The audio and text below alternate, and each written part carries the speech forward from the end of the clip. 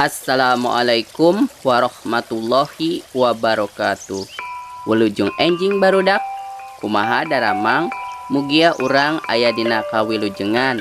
Amin ya robbal alamin. Tepang deui sareng Pak Parman dina pangajaran bahasa Sunda dinten ayeuna.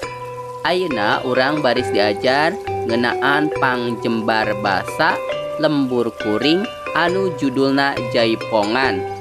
Bahasa Sunda di kelas genep, yuk diajar online. Mangga nu teu acan subscribe heula. Hatur nuhun, wilujeng nyakseni.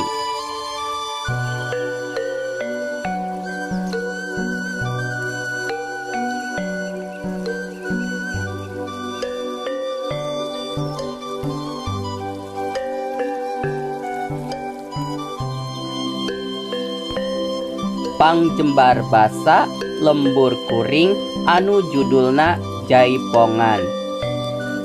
Jaipongan kaasup salah sahiji wangun ibing Sunda nu diciptakeun ku seniman Sunda asalna ti Bandung, nyaeta Gugum Gumbira. Kuari Jaipongan jadi salah sahiji ciri khas seni masyarakat Jawa Barat.